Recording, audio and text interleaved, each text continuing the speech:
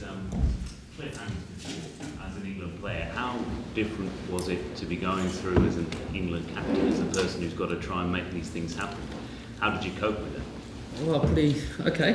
Felt pretty calm out there. We've had a couple of cliffhangers and some one-day games, and actually, when I've been watching us bat, say like New Zealand when we were holding for that draw in that last Test match out there, so it's the first time I've really been in the field for it. And I actually thought the way how calm we were in the situation was a fantastic effort from the lads, because obviously when the runs come down, get closer and closer, you can panic and you can chase it, but we stuck to what we knew would work, or we thought we'd create a chance from it, or chances from it, and it was obviously a bit of a relief at the end. Does it make any difference to you either way that last crucial moment was technology? I mean, do you think this Test match has vindicated the review system or raised more issues with it? I think the bottom line with the review system, it does get more decisions right, and it should get more decisions right. I think it's probably the best way of saying it, because it's such a big game. It's so important that the decisions are right because they impact the game, and I think both sides feel that. I think it's there's absolutely nothing wrong with it, because much rather sitting here with this right result here now because of that last wicket than if we're sitting here lost and it was not given not out, then that it's slightly would be wrong for the game. Jimmy, just a quick one to you. To get 10 wickets in any match, but in the context of this match and the way it was so clear that in the sense it came down to you today, the significance of this performance and this result for you? I'm just delighted with the way things went. We knew it was going to be difficult this morning. Their tail was very strong, so we knew we had to bowl well. I found some rhythm this morning, which the captain cottoned onto and kept me going for 13 overs. So, I'm just delighted that we could actually, it did get tight, and as Cookie said, we stayed calm, even when they were getting closer and closer. So that was the key for us to winning the game, I think. Alastair, how confident were you that Haddon had nicked that? Because Jimmy didn't seem too sure at first.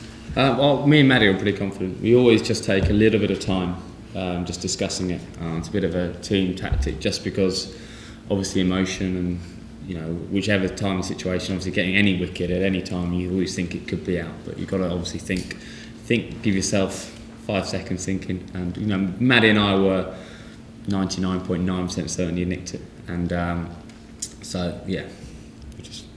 Could you hear the edge? We heard the edge, and that's why we reviewed it.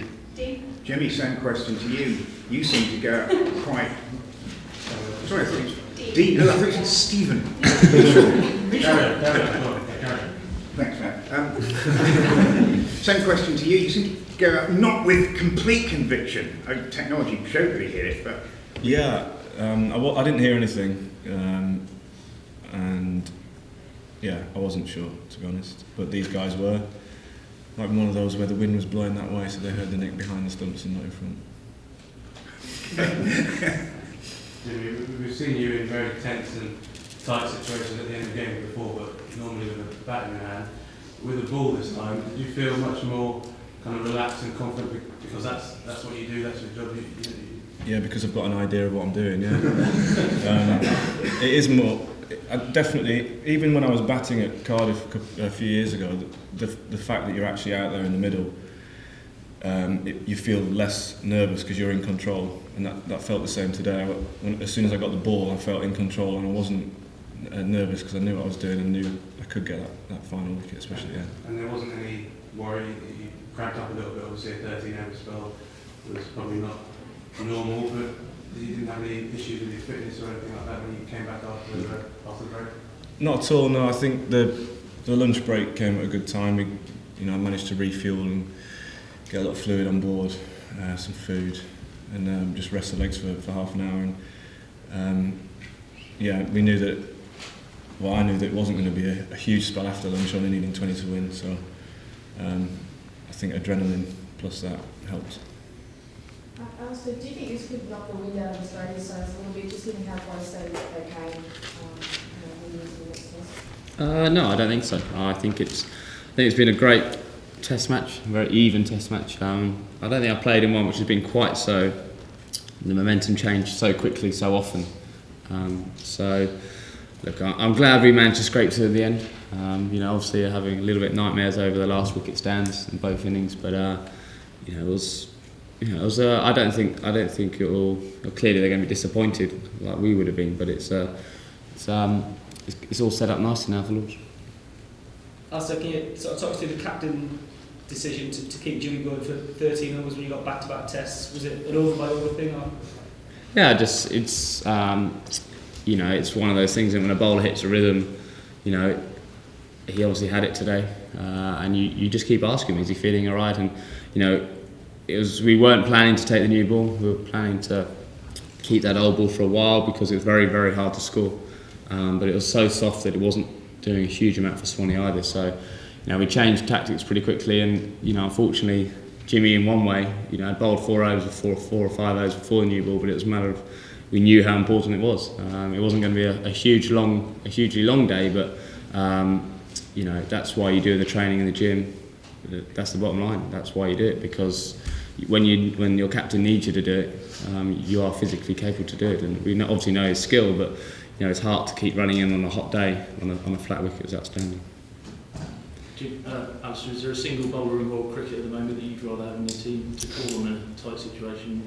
No, I wouldn't. I think in any condition now, that was very subcontinent light conditions. I'd say that reverse swinging ball, slow, low wicket, and he was outstanding. He's just swings it up both ways and on immaculate length, and it's very, very hard to score.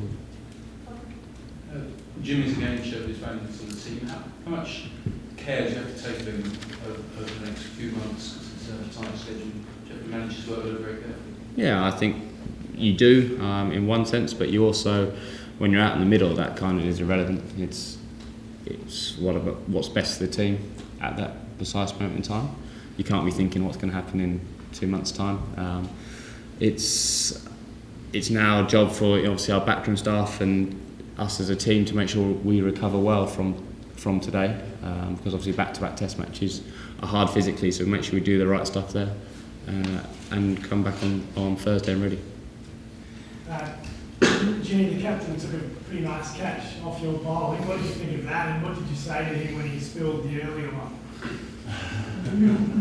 I didn't say anything to him when he dropped that one.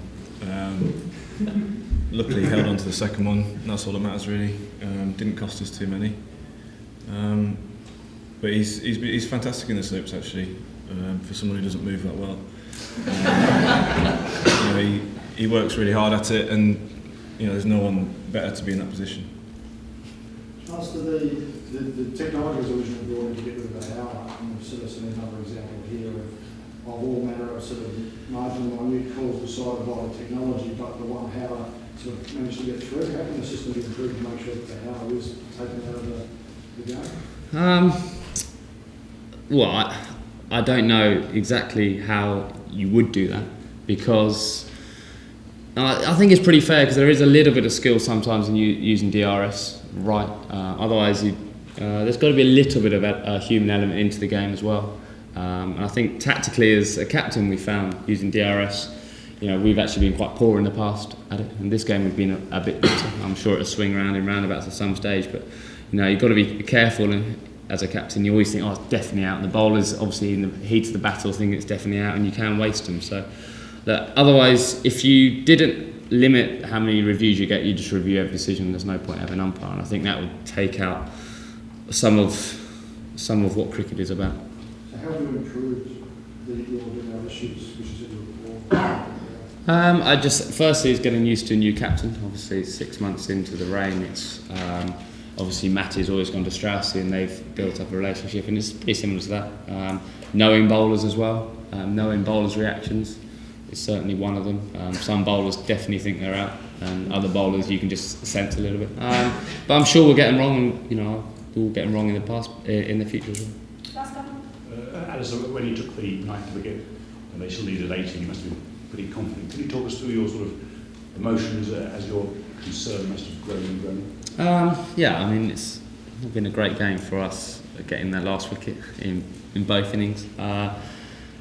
I felt pretty calm because I felt we would create some chances. As a fifth day wicket, you always have to. Sometimes, in the heat of the moment, you can panic a little bit. But I felt you have to look at the conditions. It was a reverse swinging ball, and there was some spin, and you just felt we would give ourselves some chances to take. They batted extremely well. Actually, obviously Patterson had him batted very well. Took a couple of risks which came off. But we just, obviously the lunch break, as Jimmy said, came at the right time for us. Obviously we wouldn't have taken the extra half an hour if we had, if there was a chance of it. But quite keen to not get that extra win, weren't you? Yeah, very keen not to. Unfortunately, umpire didn't quite read the race there. So yeah, it was just a matter. Then at lunch, it was like, we will create one more chance, and just believing that you would do that. Clearly, everyone's going to be heightened. You are going to be nervous, but. That's in sitting back now. That's why you play the game. That atmosphere when we walked out after lunch was incredible. Alastair, how much did past close ones and past wins over Australia help you to have that kind of belief? You mentioned even as nervous as you were. I think the fact we've been successful in general as an England side informs the game. It's not such a winning feeling, but you do back the bowlers that they've been there in the past.